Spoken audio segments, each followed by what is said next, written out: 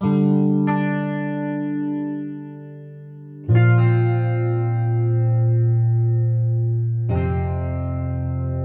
to Pomegranate Health.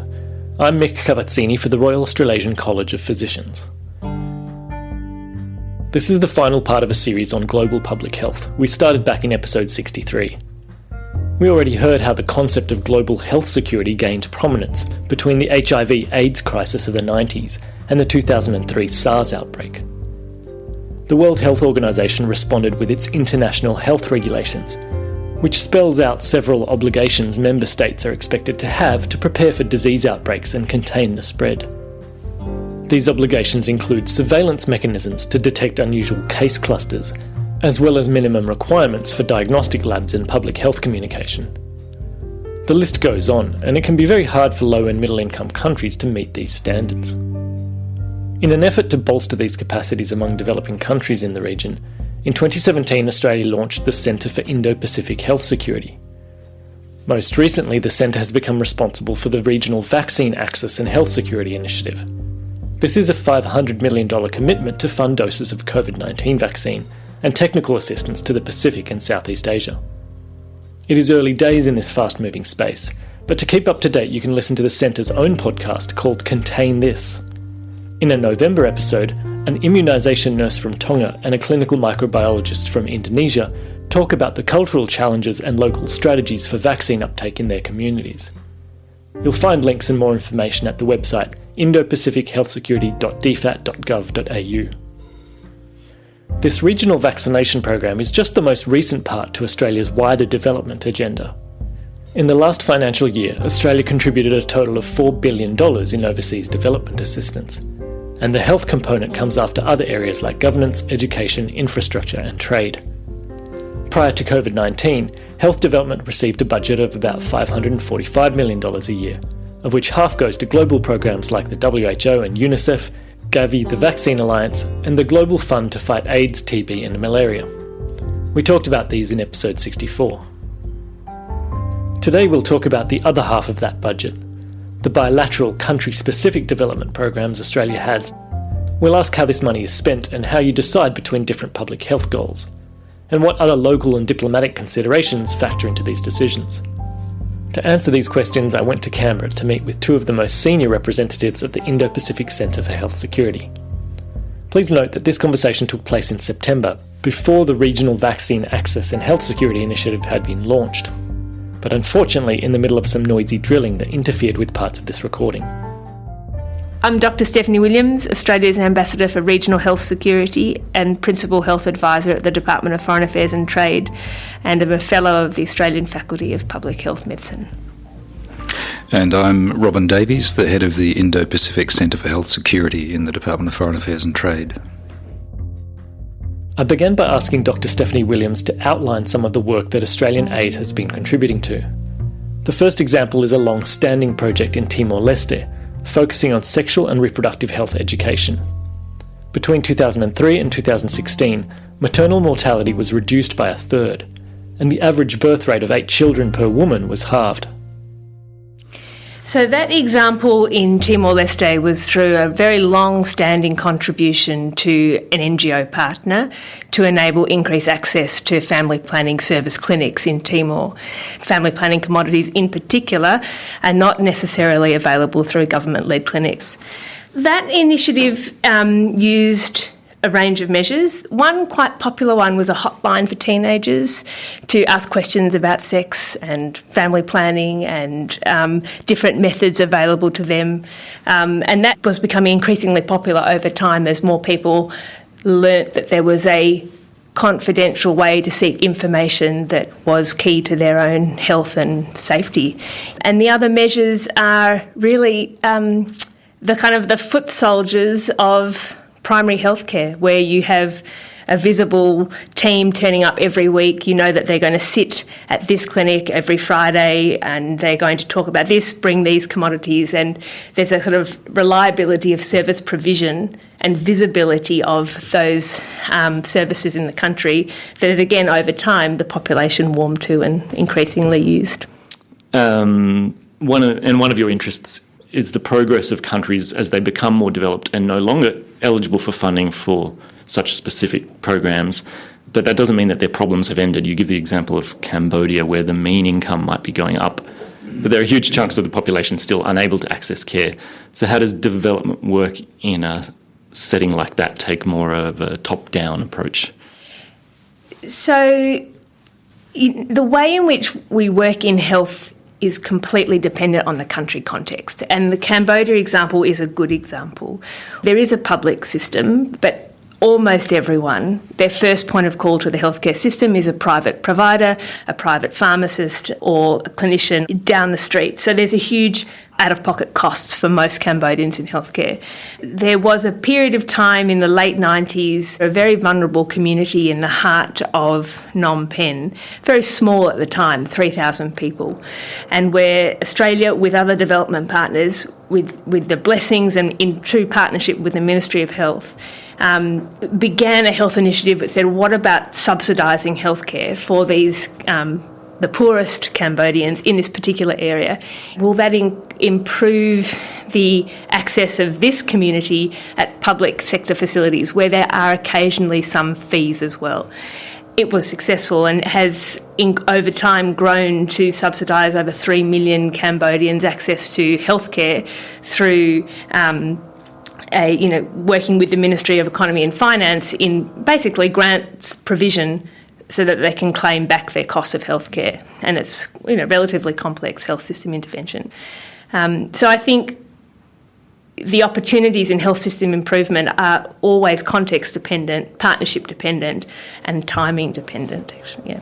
But yeah, I've seen those examples in India, for example. There might be a public clinic, but down the road there are pharmacists and street vendors selling all the consumables that you might need for your appointment, and you've got to walk in there with So pandemic preparedness has been at the front and centre of the global health agenda for the last couple of decades, and our region encompasses some of the world's most densely populated countries and some of the least developed. So Robin, can you give us a couple of examples of how different the needs are, say, of Vietnam compared to Tonga? So you said pandemic preparedness had been at the forefront for a couple of decades. That's, I guess, an interesting perspective. It has been at the forefront at certain points in time after the avian influenza outbreaks around sort of, I guess, 2005-06, and a little earlier than that after the SARS outbreak. But I have to say that overall investment has really only come back in the last couple of years. There was, I think, a real trough in the sort of decade from 2010, 2011, as people moved on from those concerning outbreaks in the 2000s. You mentioned two countries that couldn't be more different, Vietnam, Tonga. In the case of Vietnam, that's a country with, as you say, a very densely packed population, particularly dense sort of poultry industry, much intra-country and inter-country trading in livestock and wildlife, and therefore facing a lot of risks in terms of zoonotic diseases. Tonga, on the other hand, doesn't really have any of that, and it's been, for quite some years, much more preoccupied with non-communicable disease issues. So I think in most of the small island states of the Pacific, people were not really thinking about pandemic risks, particularly as global interest in that topic sort of declined. And even in the countries of the Mekong, I think there was a fading of concern about those issues. People were getting used to occasional avian influenza outbreaks, at least in poultry, and the occasional crossover to human beings. So it wasn't really till COVID happened, I think, that you suddenly saw governments of very different kinds suddenly focusing on the risks and also on the response measures. For Tonga, it's essentially closing borders. For Vietnam, it's incredibly strict isolation and control measures. And countries like Vietnam and Tonga might not be able to fund their own pandemic preparedness, but the Indo-Pacific Centre includes vector surveillance network in the Pacific, fellowships to train epidemiologists abroad, resources for diagnostic labs.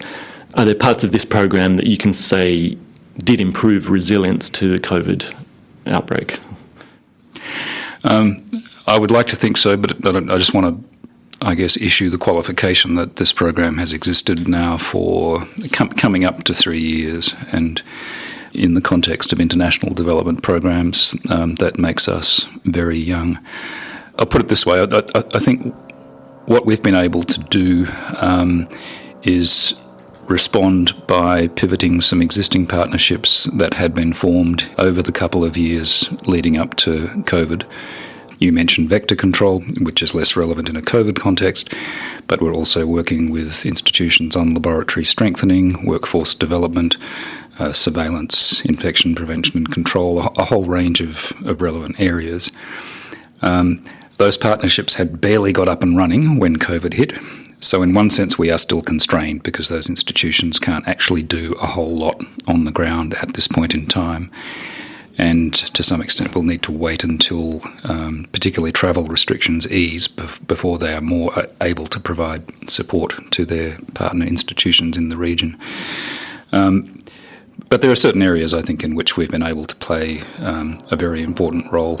So to give one example, around COVID testing, we had forged a strong relationship with the Papua New Guinea Institute of Medical Research, which is based in Goroka, and they are playing a very central role in Papua New Guinea's COVID testing regime. And in a whole range of ways, we've provided inputs into that, whether it's laboratory experts, whether it's the provision of testing kits, sample collection kits, whether it's gene expert cartridges. We've been able to really support the testing regime in Papua New Guinea. The same is true across other parts of the Pacific. Likewise, the workforce development, particularly for field epidemiologists, has proven very useful in a couple of countries where some of the people that we have helped to train are now being engaged in contact tracing and other aspects of the country's outbreak responses. And I think, the partnerships that Robin described as being just set up when COVID hit, there have been a handful of those which have both stayed in country, and Timor L'este is a good example of that, but also forged some very proactive remote support, again, back in the area of laboratory diagnostics. So we had already partnered with the Menzies Institute from Darwin in Timor to improve capacity of surveillance, epidemiology, a workforce-based initiative largely. And because that team had been well established with relationships across the Ministry of Health, in early this year we were able to provide extra funding for them to rapidly support the Ministry of Health upgrade their laboratory, and they now have PCR testing for COVID and have been doing that hundreds per week, I think, is from memory, over the last few months. So that's an entirely new capacity delivered and supported by an existing partner of ours. At the same time, our partnership with the Davies Institute, again on laboratory diagnostics, have provided material and remote support to Ministry of Health colleagues in the Solomon Islands as they too have installed and now are operating a PCR machine. And that, for a medium and longer term view, the PCR diagnostic capacity that is now in many Pacific islands has been a real achievement and supported by many of our partners. So Papua New Guinea has seen about 500 cases so far, but with one doctor per 16,500 people, one ICU bed per 100,000, and where only 2 people in 100 can even wash their hands near their home, it's on a bit of a knife edge. And Australia did reallocate $22 million, is that right, of aid to pandemic support in PNG. How is that being spent? So you're right. The challenges in countries like PNG are enormous, and I think your examples about just recognising not only the interdependencies of a health system, be it the workforce concentration, the access to water within a health system, let alone access to water in a community. There are so many ingredients necessary for a health system and a country able to deal with an infectious disease crisis. And I think this year in particular, I think every government realises for a significant outbreak how exposed and how much more is involved than just responding to a pathogen. PNG is Australia's largest bilateral development program in the Pacific. So we, as you said, we have pivoted money for the health response and broader in COVID time, but it's important to recognise that's on a foundation of several decades of ongoing development, support and relationships and programs across multiple sectors in PNG. Just last year, the program identified 3 priorities for the next 5 years. That was health security, primary health care in provinces, and improved access to sexual reproductive health services and integrated services. In response to COVID, the health security elements were flexible and adapted to the needs. So some of that expenditure for the 22 million or so on health went directly to provincial health authorities, which are, there's 22 of them, and they're a bit like Australia's state and territories, increasingly the front line of the administration and service delivery of healthcare in provinces.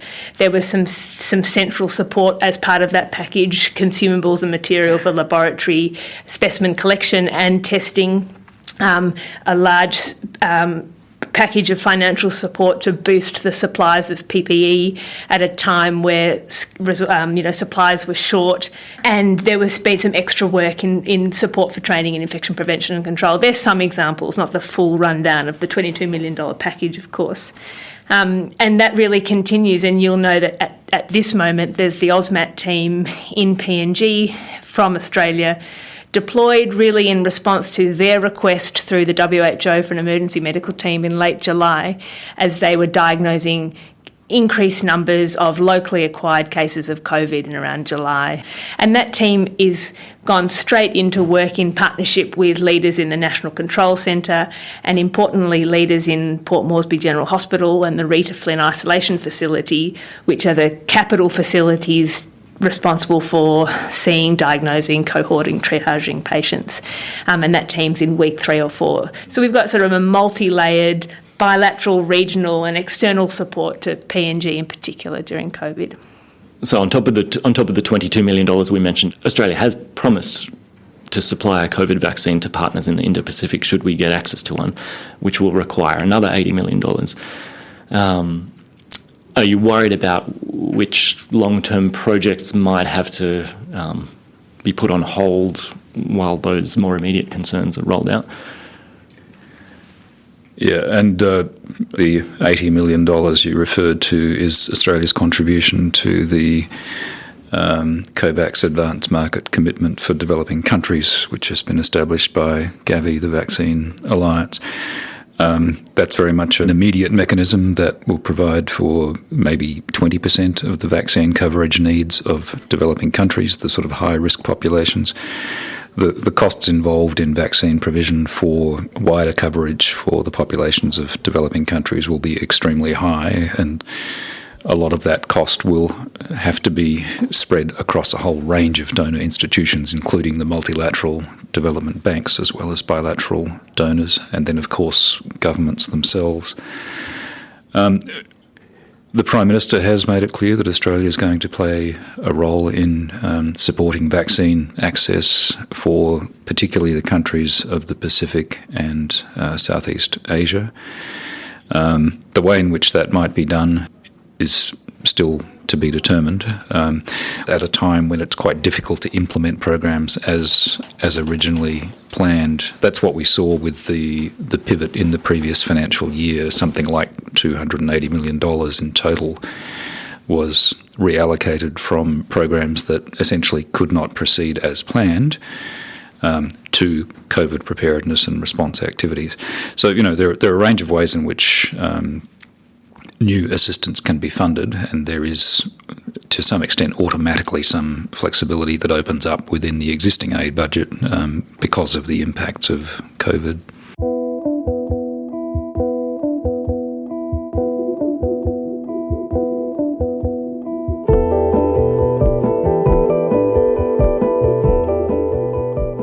In episode 63, I talked with Associate Professor Adam Kamrat-Scott about his book Disease Diplomacy, with co-authors Sarah Davies and Simon Rushton.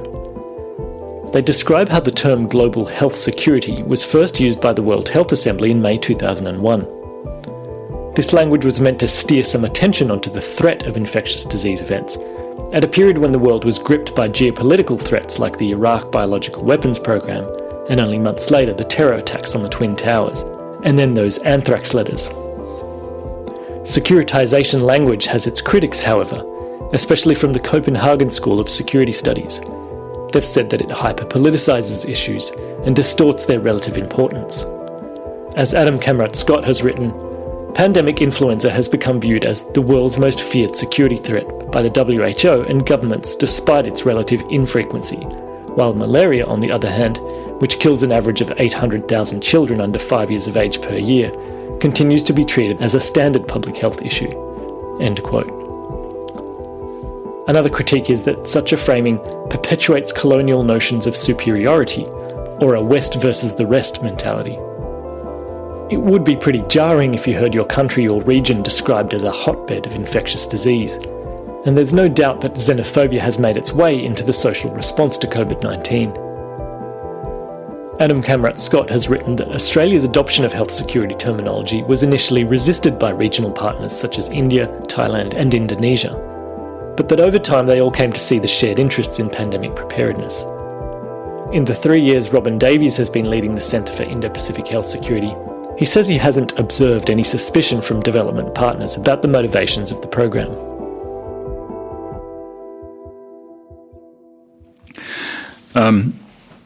I guess the concept of health security has had the advantage of appealing to a number of different policy communities at the same time, but I'm not sure that it amounts to the securitization of health. Well, here's a sort of analogy. If you think about the laboratory context, people talk about biosafety and they talk about biosecurity.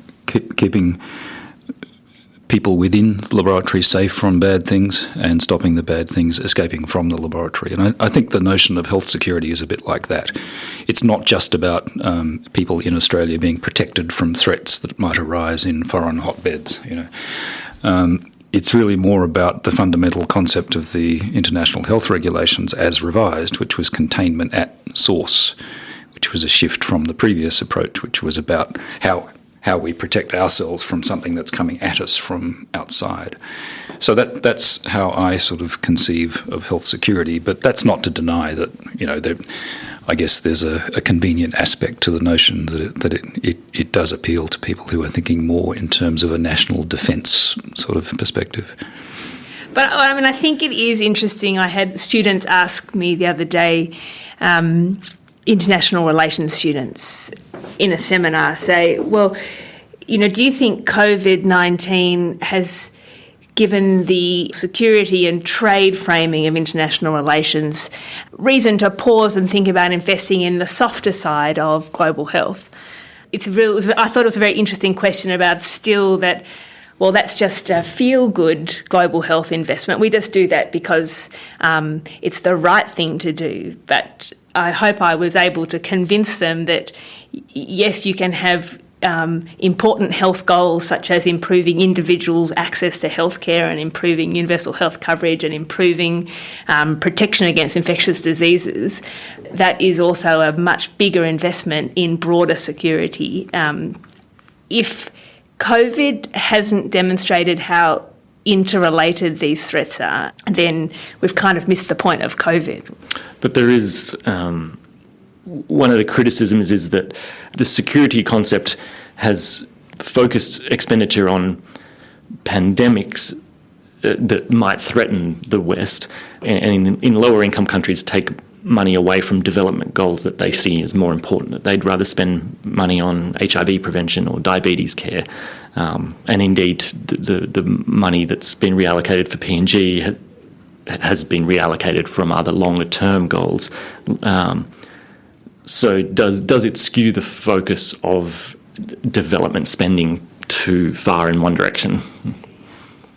I think the profile is definitely higher in terms of infectious diseases, but I think we do have to follow the money, not just development assistance for health, but how national governments plan and expend money for health. Because despite increasing attention through the joint external evaluation process of WHO, the core capacities, we actually haven't seen that being skewed. And I think, even in Australia, there's that very stubborn statistic that our health expenditure to public health, which is health protection, promotion and prevention, remains around 2% of expenditure. So these are not high cost centres in their purest form, the functions of surveillance, etc.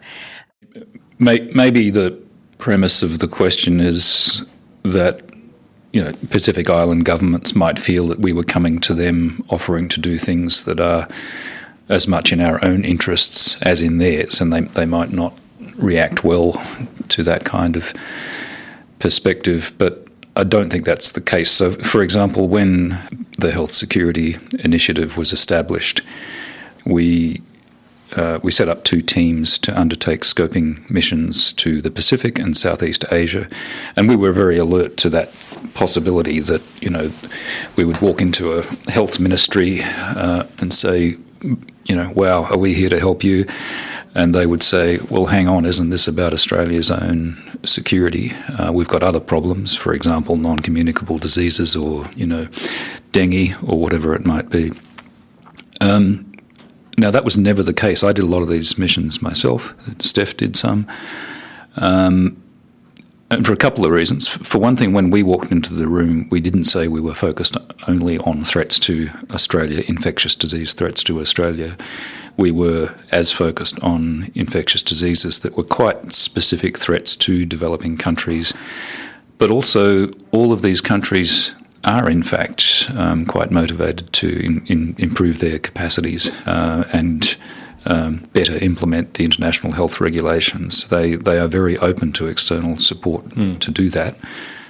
And I think even the fact that the WHO declared both Ebola and Zika as public health emergencies of international concern, they weren't going to affect the health or the economies of the global north, and yet they were still taken seriously. I think that's a good example. Robin, in writing for the Dev Policy blog, you cited economics professor Inge Kohl of the Hertie School of Governance, Berlin. And she describes health security, she argues that health security should be described as a global public good, like action against climate change. Can you summarise this argument for us, for listeners who aren't up on game theory and philosophy? What is a common good? Well, it's a generalisation of the fairly standard economics concept of a public good. So a public good is essentially something that's available to all. Nobody can be prevented from accessing it. And when one person accesses it, that does not reduce the capacity of others to access it. That's essentially the economics concept of a public good. A global public good has those characteristics, except that it's more in terms of countries' access to whatever the good might be. It's something that offers global benefits, and the paradigm of that would be climate change mitigation. Whenever anyone takes any action to reduce carbon emissions, it benefits everyone. Nobody can miss out on that benefit. So the argument is often that various forms of assistance should be treated as global public goods, and that they should not be therefore considered as aid, because it's not just that a developed country is providing a benefit to a developing country. The benefit automatically flows to the entire world, right? So, and that's an argument that you can make about health security, and that's Inge Kohl's point. It's a slightly theoretical argument because, of course, many of the things that fall under the health security rubric really are fairly specific benefits for developing countries. Health security in the sense of global pandemic preparedness, that's a different story. Or health security in the sense of support for research and development for COVID vaccines, that's a different story. Those are genuine global benefits. And you have to find resources for those on top of aid budgets. But most of what we think of as health security, I think, is legitimately still within the domain of official development assistance. And even, Matthew Bray, writing for Dev Policy, said that when we provide well-intentioned scholarships for doctors and nurses from developing countries, Australia becomes a beneficiary of its own aid. I can see what he's saying, but the value of the education is much more than the tuition fee. That's a long-term investment in those countries, isn't it? Or increasingly, we fund for health and medical education, and in the Pacific in particular, fund the development of courses to be developed, implemented and attended in the Pacific. So our support to Fiji National University, the School of Medicine over decades, and recognising the importance of training in place for workforces suited to the region and context is a core pillar of our support to the Pacific in particular. Mm-hmm. I think it was in your lecture, Stephanie, I've heard you cite that while neonatal mortality and infectious diseases have declined by 40% since 1990, the mortality attributed to non-communicable diseases has increased by the same proportion. One astounding figure comes from Fiji, where a diabetes-related amputation is done every 8 hours, and there's a dialysis list of 200 people. How do those problems need to be solved? Would more attention to lifestyle diseases also make them more resilient to pandemics as well? I had one public health professor once say to me that if everybody who was going to die in 1 year from alcohol or tobacco or a poor diet died in a single day, it would change the way we see this slow burn, pervasive threat. And it's an unfortunate reality, I think, of the way in which health conditions or particularly types of conditions are framed, and the ways in which infectious disease can galvanise more urgency and attention and more potentially immediate forms of protection than the more complex space of non-communicable diseases. And in the Pacific, we recognise that it is the defining health challenge in addition to the health impacts of climate change across the Pacific.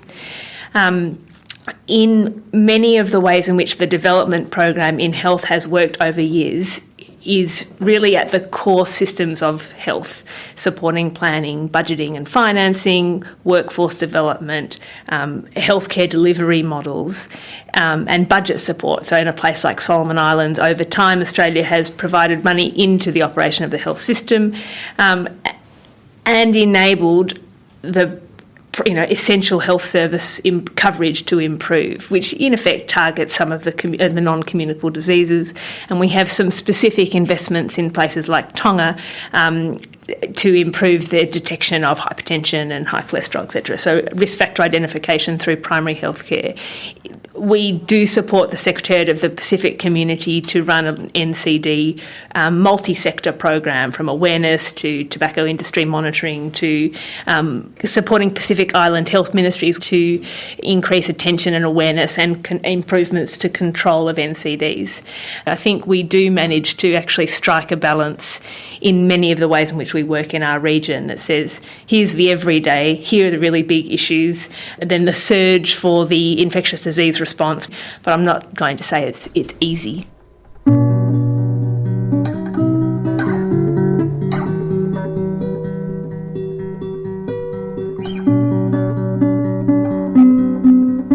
If some people read innuendo in the language of global health security, there's nothing subtle about the posture in Australia's regional diplomacy over the last few years. The so-called Pacific Step-Up represents a shift away from development partners in Africa and the subcontinent to focus firmly on the Pacific and also Southeast Asia. This shift is emblematic of the absorption of the Department of Australian Aid into Foreign Affairs and Trade back in 2016. It was announced at the time that this would, and I quote, align aid more closely with Australia's foreign and trade policy objectives, while potentially diminishing the relative weight accorded to poverty reduction and sustainable development, in consideration of Australia's national interests. I wondered whether these criteria made it difficult to fund public health projects which didn't obviously benefit Australia's strategic objectives. For example, was the support for veterinary programs in Indonesia to combat antimicrobial resistance motivated by protection of our $2 billion a year cattle export industry? Robin Davies was quick to dismiss my cynicism, making the case for a long game in regional health security. No relationship to Australian livestock exports at all. The reason for the focus of that and some other programs on animal health is that our initiative as a whole was set up to incorporate a One Health approach, in other words, an approach that takes into account human health, but also relevant aspects of animal health and environmental health. We're interested in animal health from a zoonotic disease perspective and environmental health from an antimicrobial resistance perspective. But overall, the apex is still human health. So that's why we're in that area, and that's an interest that is shared by regional governments that came through our discussions in the scoping stage of the initiative. So, in terms of straightforward diseases of livestock, that's not our business. Mm-hmm. So it's definitely in that presentation to Royal Children's Hospital Melbourne, you referenced the 2017 Foreign Policy White Paper,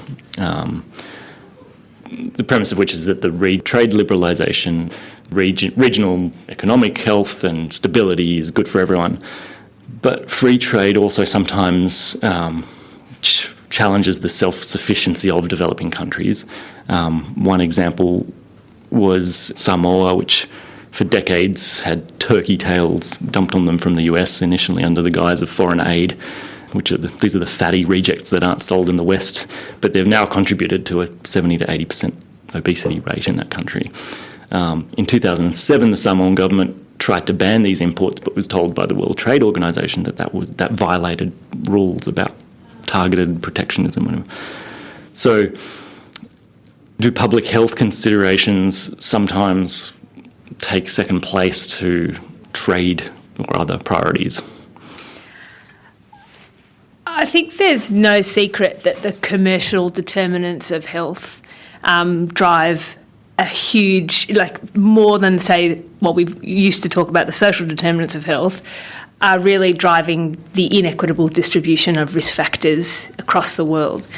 And you give an example of the turkey flaps per se, and I guess it's one example of many drivers, and there's no single cause of NCD and NCD risk. And I would be very outside my lane to be commenting on WTO rules and in this particular context. But it's something that is talked about and recognised certainly within the Trans-Pacific Partnership and ways in which Australia's work in the region does recognise the rights of countries to legislate in favour of their own public health. I'm not going to say that, the trade system equally protects everyone, and we know that it in many ways does lead to inequitable risk factors and threats. The World Bank their work on health financing and particular assessment of NCD factors in countries like Tonga, they have done a lot of analysis of what are the most appropriate tax measures or incentives or restrictions to put on some imports in that country, potentially what Samoa was trying to do. But it's not a simple answer or a system. We do have a role, especially through our partnerships in the health sector and with health ministries in the Pacific, to be improving their skills to articulate the health impacts of unhealthy products or the consequences of particular trade agreements and movement of goods. And I think that is a role that we do play in the region to support the resilience against potential harmful consequences of trade. You mentioned, maybe you can give the example, you mentioned tobacco monitoring earlier. That's another example where not a developing country, but the Australian government was challenged by Philip Morris on its plain packaging, and Philip Morris found a way to take us before international arbitration on abuse of its trademark, etc.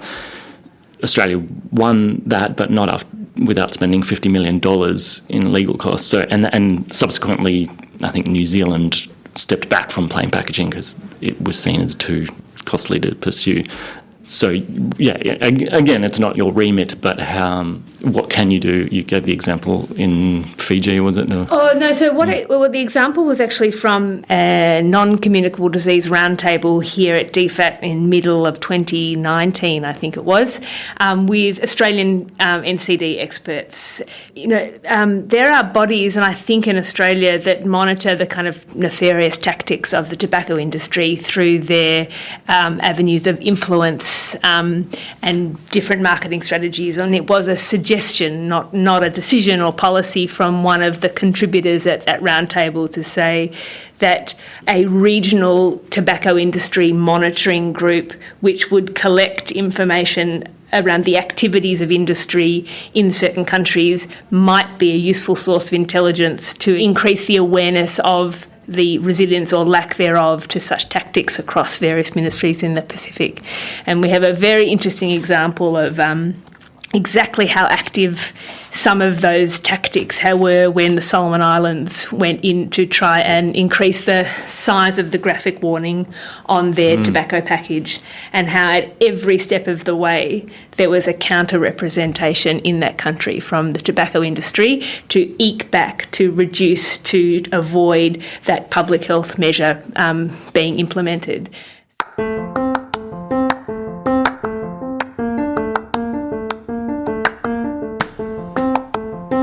Many thanks to Stephanie Williams and Robin Davies for taking the time to speak to me.